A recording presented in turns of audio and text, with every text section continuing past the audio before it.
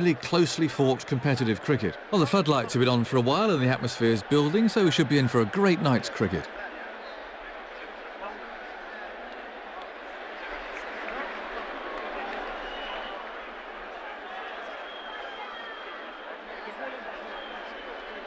I can see the captains are waiting to toss the coin, so let's get down there and see what happens.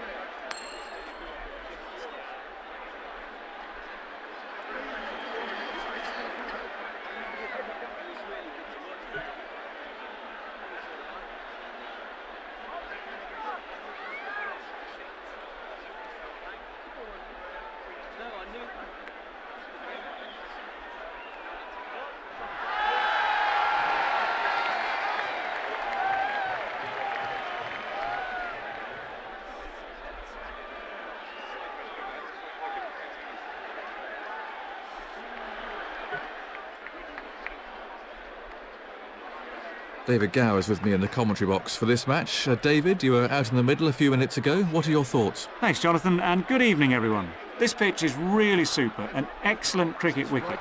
The groundsman's done a fine job. It's hard and fast, so the ball will come onto the bat nicely, but there will also be plenty of bounce for the bowlers, with the ball carrying through to the wicket-keeper comfortably at waist height. The wrist spinners should particularly enjoy bowling on it.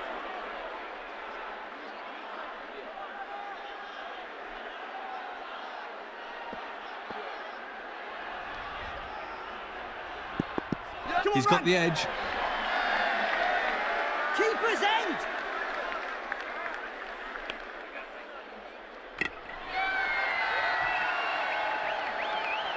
Very unlucky for the bowler there.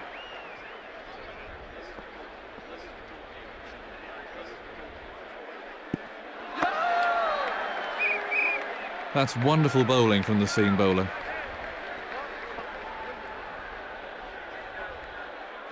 Great bowling!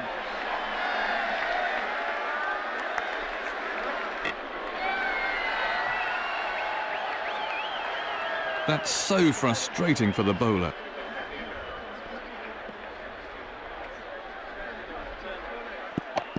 Threw the shot too early then.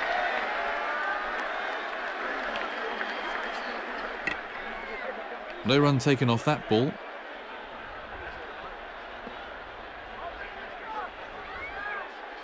Bowling!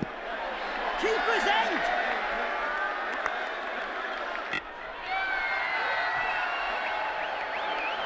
That wasn't far away from the edge of the bat. That's gone! Timing a bit out there. The batsmen changed their minds.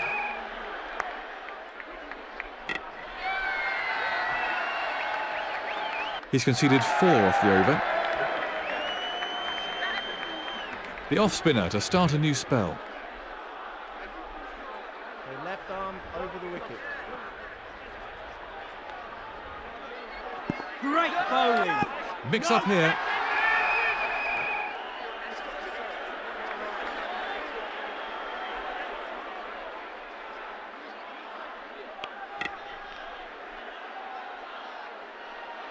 Off the mark. No ball!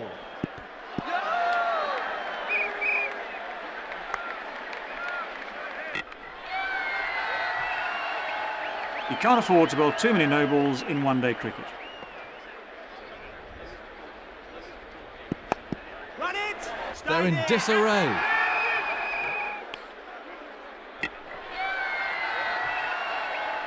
No runs off that delivery.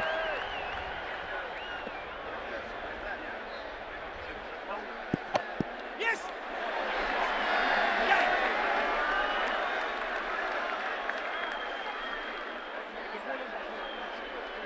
I was involved in a discussion recently about who the greatest wicketkeeper of all time was.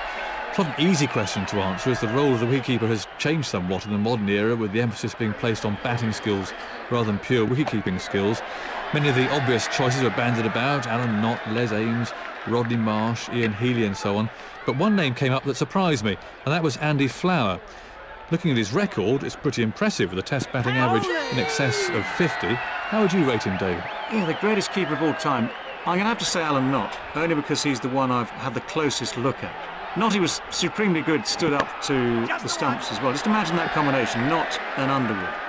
Great keeper and a medium pace left arm spinner who, when the wicket was damp, used to make that ball do all sorts of things, and Notty would keep immaculately. I've seen him take some extraordinary catches, stood up to the stumps there, where he's had to move the gloves an awful long way, and catches that nowadays wouldn't be taken by most keepers. They'd be lucky to get a glove on it at all. I think at the end of it all, he's my choice, Alan Knott.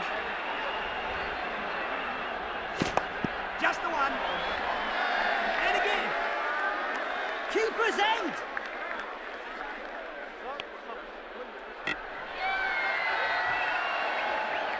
Two picked up there.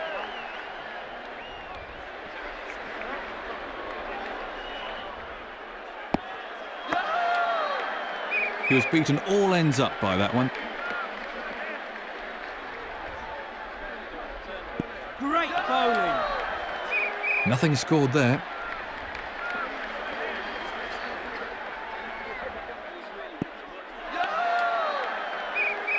That's good bowling.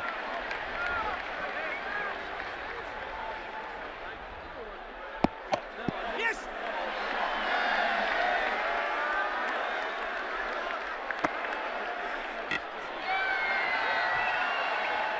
That's 3 conceded from the over. The fast bowler to start a new spell. It's his right arm over the wicket. Top bowling. The batsman was all at sea there.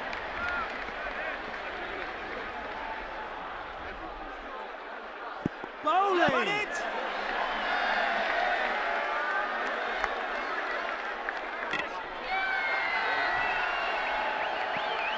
That's the right length of this wicket. Bring the batsman onto the front foot. Yes. And again.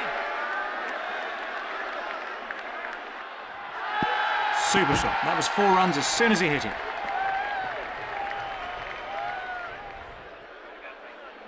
Great bowling. No runs scored.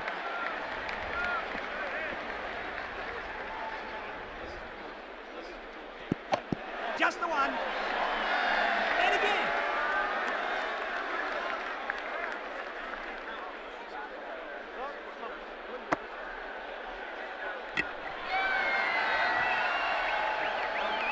Three more to add to the total.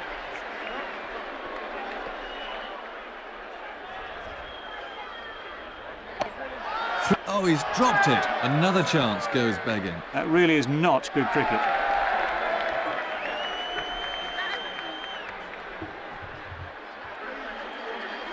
It's his right arm over the wicket.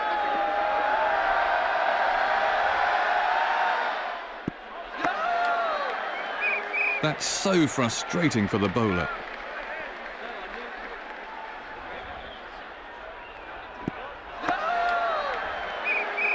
The batsman was absolutely bamboozled by that one.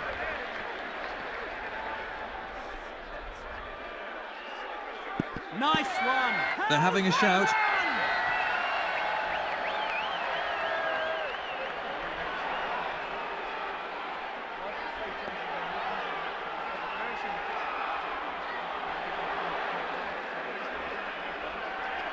That's good bowling.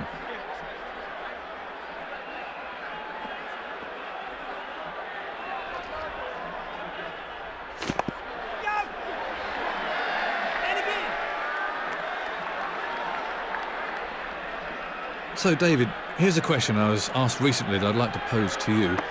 Do you think that the lack of cricket played in English state schools will ultimately lead to the marginalisation and ultimately the decline? Suggested to me that this is where the greatest development efforts should be directed, as the majority of today's youngsters may only have arbitrary links to the sport and may ultimately lose interest. Well, I think it's vital. Nice I think one. cricket has to be played in schools for the game to prosper. I know I was very lucky going to 2 private schools, I have to admit, where the game was very keenly played. We had good people giving good advice, and there was no shortage of cricket at all. And we know full well that there are many schools around the country who just don't bother. Maybe they no longer have a playing field big enough to play a game of cricket on. They just don't bother. They don't have people who care enough. And I think it's a huge, huge shame. I guess a lot depends on how well the England team is doing, because if... He might have got a hand to that, but he couldn't stop it. They'd be gutted to have put that one down. Well-known fact, catches win matches.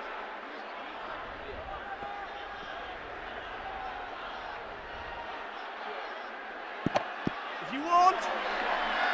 Again.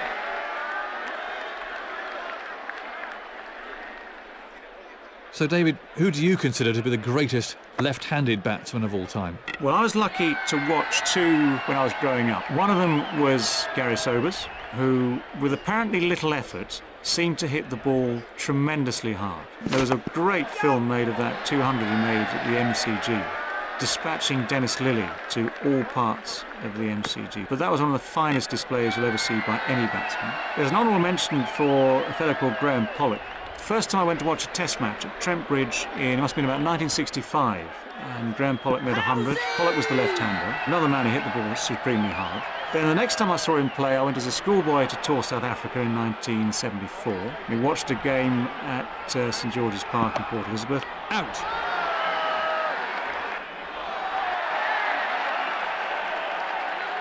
Yet again, the batsman fails to follow the ball, and he's out. Let's have a look at that in slow motion.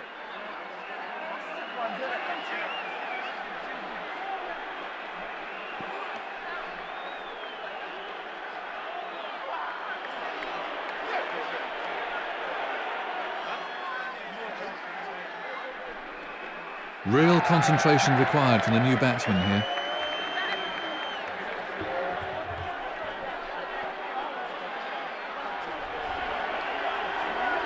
Let's go. Played much too late.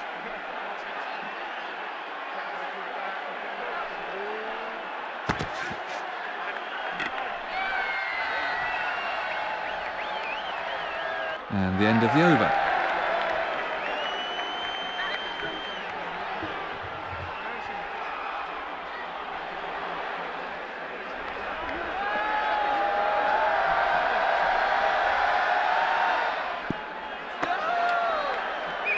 The batsman didn't read that one at all.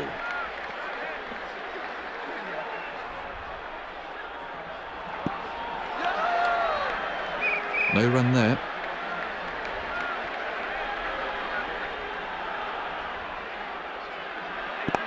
Just the one.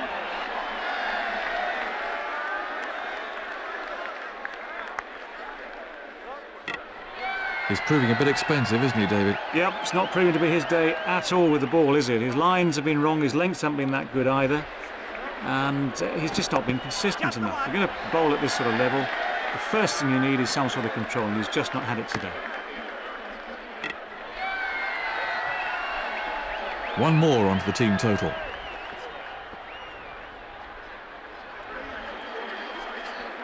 Well, what's the umpire going to say about this one? Bit of a nervy swing at it there.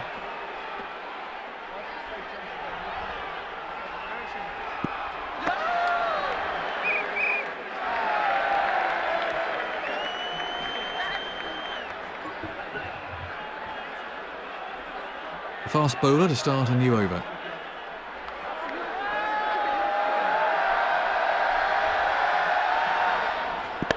Come on, run.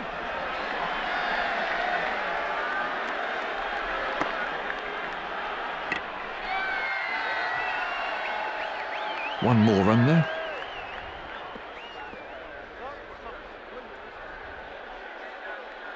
Top bowling. Great bowling from the quick bowler.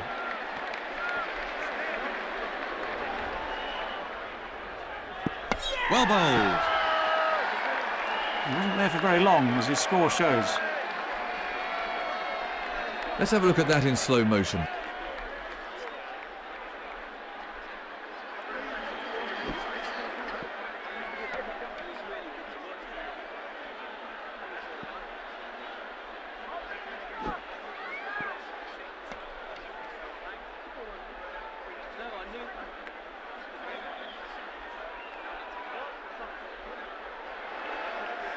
Real concentration required from the new batsman here.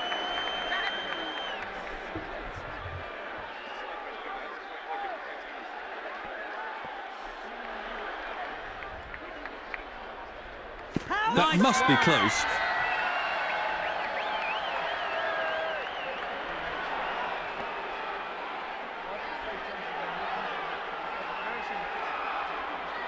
Good bowling from the quick bowler.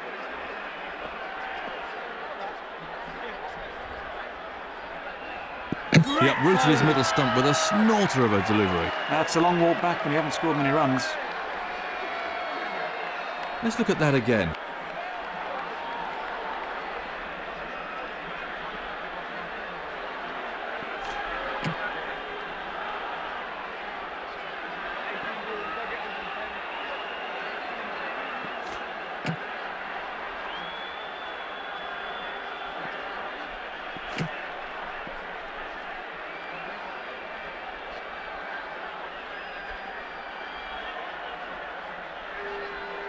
Plenty of pressure on the new batsman then.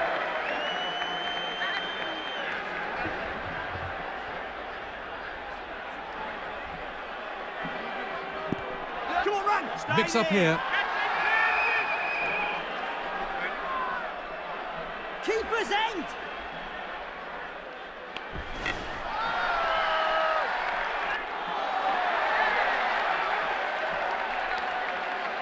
He'll be angry at himself for giving away his wickets so cheaply.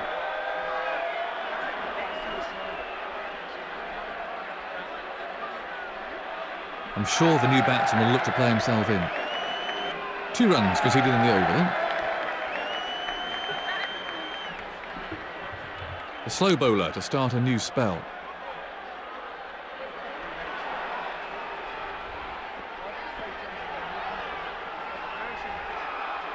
That's gone.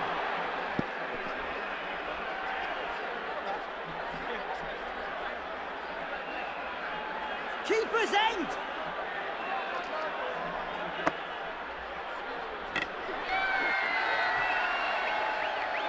Three runs for the batsman.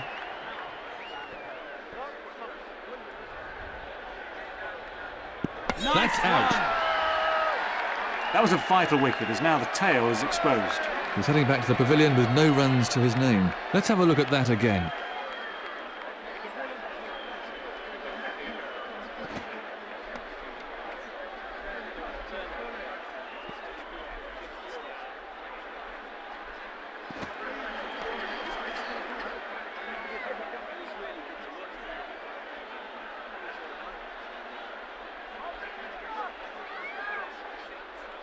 Plenty of pressure on the new batsman then.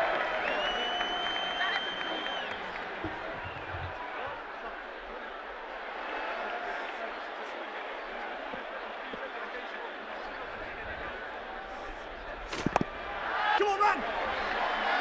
There's been a tendency to score much quicker in Test matches than in the past, David. Why do you think this has happened? I'll say one thing first. There were times in the past where people scored just as quickly as modern sides do now, but I think the difference now is that modern sides do it more often, and they're more consistent in doing so. And that's just it's a change of attitude. The Australians have led the way very much. We know that. They've got the players down the order. With Gilchrist at 7, someone like that at 7 who scores his runs as quickly, if not more quickly, than anyone. That's how they keep coming up with the goods, because they're prepared to take those risks. They're prepared to back their ability, and they'll get big scores on the ball quickly, and of course everything follows from there.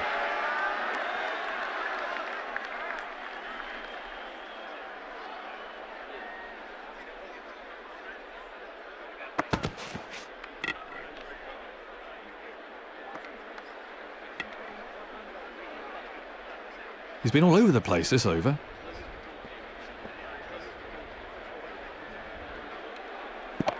Yes! And again! No! Mix up between the batsmen.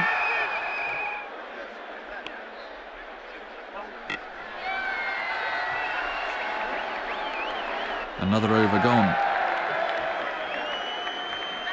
The final over will be spin then.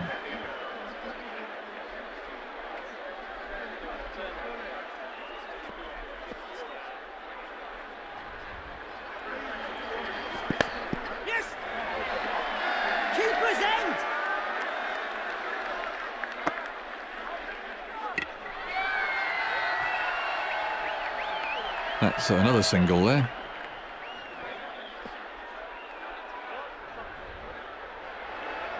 That's gone.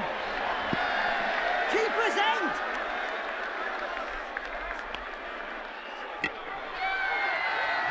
It's been a while since you were playing international cricket, David, so how much do you think the game has changed since? I think what's changed markedly is overall the pace of Test cricket has increased. Compare the current era to, say, my era. Well, there were times we scored at 4 or 5 runs and over and enjoyed it and won matches. And you know, the rule stays the same. If you score your runs quickly, you give yourself more time to bowl out the opposition. But what's happened, I think, recently is that everyone seems to be trying to score more quickly. The Australians have set a standard. There appear to be... He's put it down! Another chance goes begging. The bowler needs the support of his fielders if he's to bowl with any confidence. No run there.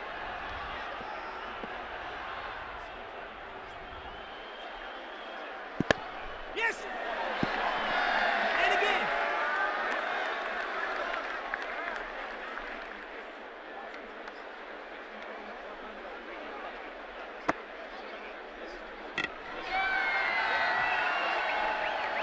Three more onto the scoreboard.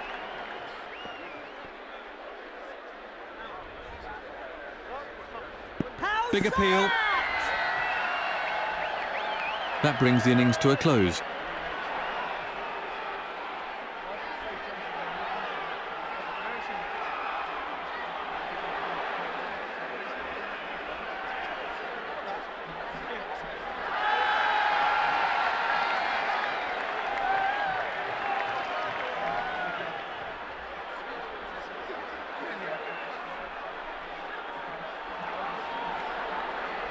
The field is set, bowler's ready, let's join the action. Left arm over the wicket.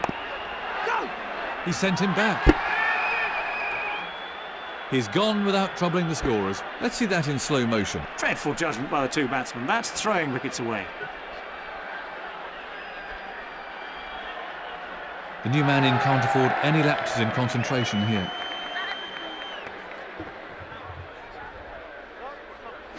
Oh, that's close. That's a good first-up delivery from the left armour.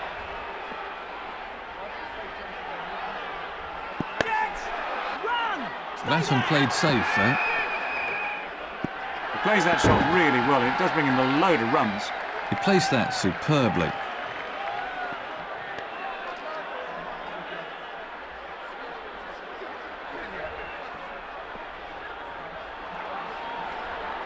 Nice one. Good stuff.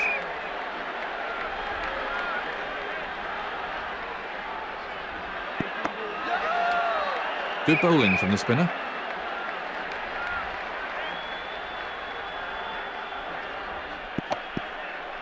Go!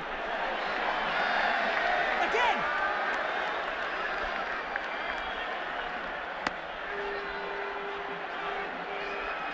He's conceded 6 off the over. The fast bowler to start a new over. It's his right arm over the wicket.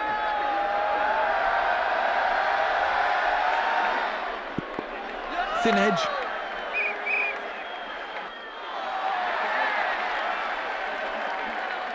That was an absolute aberration. What was he thinking? Let's take a look at the slow motion replay.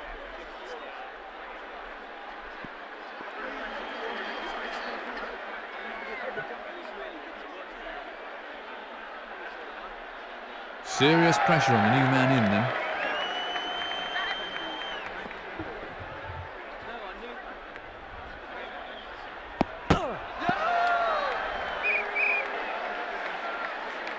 No runs there.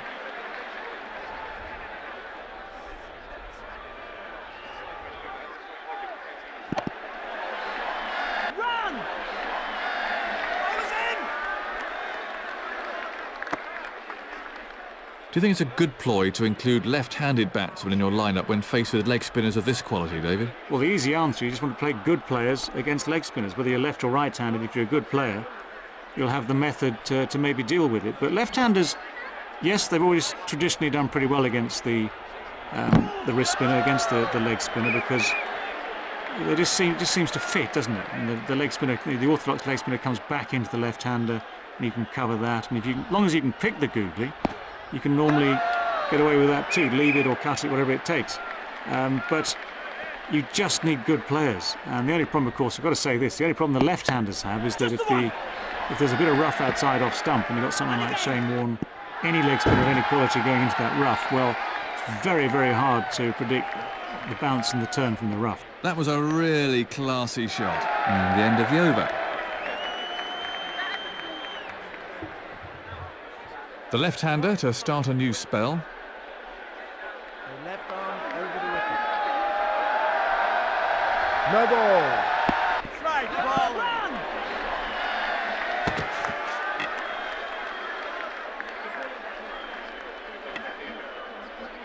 You can't afford to bowl too many no balls in one-day cricket. No ball. That's gone. He got everything right there, and the reward, 6 runs. That was sheer brute force.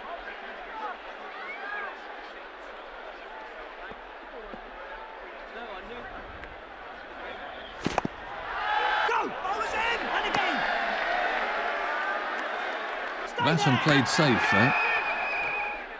Got him! Let's have a look at that in slow motion.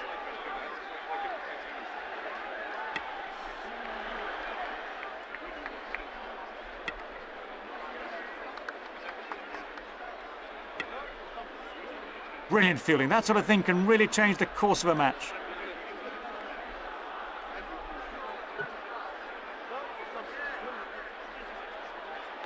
New batsman in.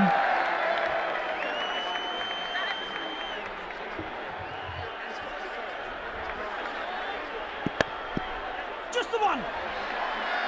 And again. Keeper's in. Do you have any advice on how to deal with a new ball, David? I'll tell you one piece of advice I had from a fellow I used to play cricket with for England, and with whom I've sparred in commentary boxes before, Geoffrey Boycott. He always used to argue the best place to play the new ball from was from the other end. Much safer there. And he's got a point. But if you've got to face it, of course, it's a question, I think the most important thing is knowing what you can leave alone. The ball's going to bounce more than the old ball. Therefore, even if it's quite straight, it's going to bounce over the stumps so often. Come on, run. He's put it down. He'll be disappointed not to have held on to that one. He'll be disappointed with that. He did the hard part in getting to it. That's a chance wasted. One more to the total.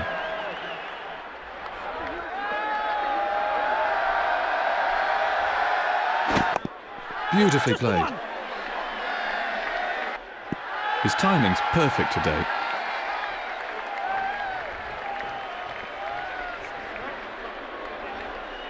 Get him. Go. By no means perfect timing. And again. Ah, he picked a spot well there. He placed that superbly. A productive over for the batting side.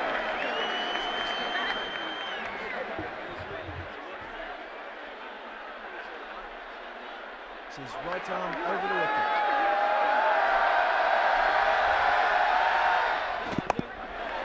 If you want, bowler's in. Attacking openers seem to be more common today than in the past, David. Why do you think that's happened? I just think it's a question of attitude. I think you look at someone like Matthew Hayden, who really comes top of the list as an attacking opener. He's so big and strong, and he's got that sort of attitude which says, look, I'm just going to dominate from the word go. It needs good pitches. You can't just attack at will on pitches that are going to do much, but it needs good pitches. It needs someone with that sort of stature and ability. But of course, it's the most demoralising thing for a new ball bowler to see the ball whistling past, either back past him or to the square leg boundary or to the cover boundary at a rate of knots, because all new ball bowlers love to have slips in, gullies in, attacking fielders in.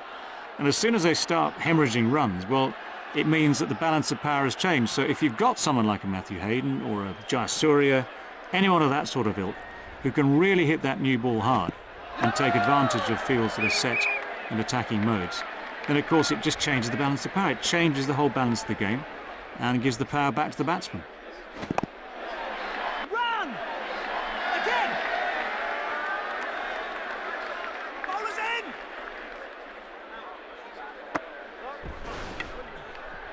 Got him! Let's take a look at the slow motion replay. Well, they got themselves in a right mess there and paid the price. New batsman at the crease for England.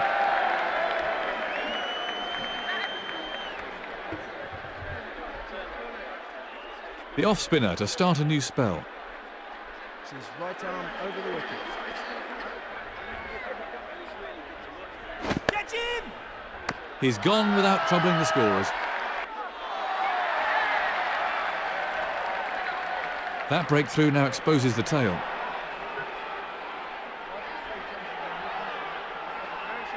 Real concentration required from the new batsman here.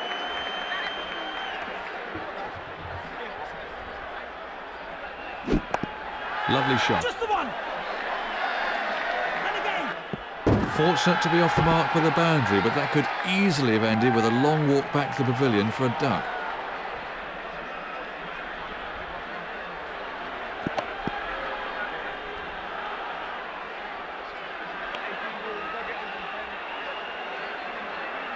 No run there.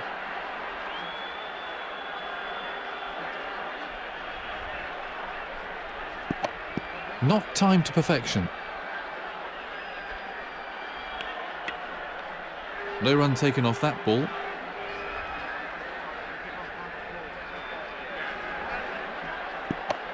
Timing not perfect there.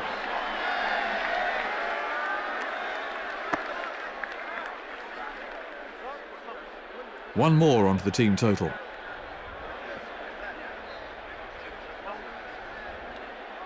Nice one! That's 5 off the over then.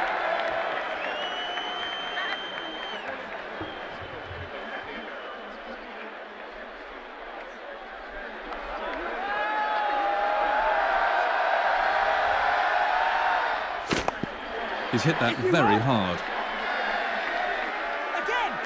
Bowler's in!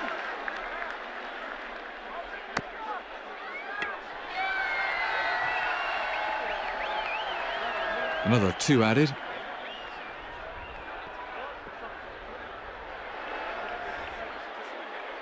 That's gone!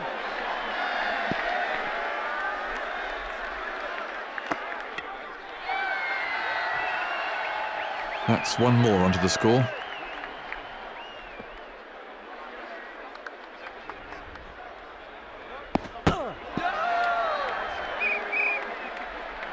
No runs off that delivery.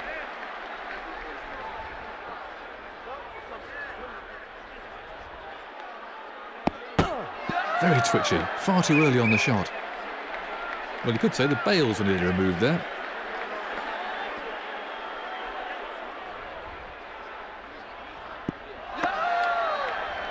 The batsman was all over the place with that one.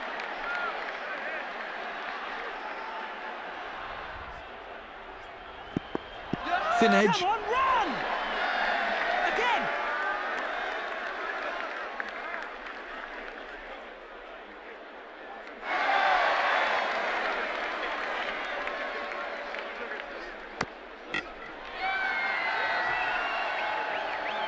That's 7 runs scored off the over. The left-hander to start a new spell.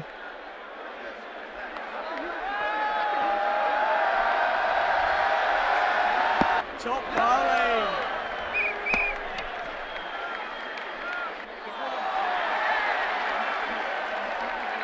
Seems like Miles back to pavilion when he got out cheaply. New batsman in.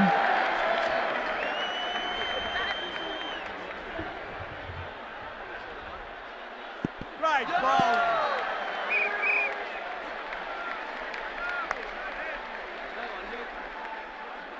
The batsman was all at sea there.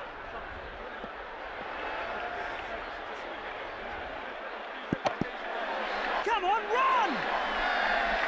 And again!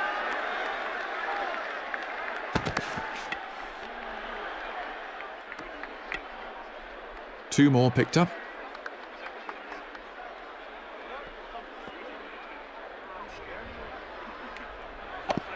If you want!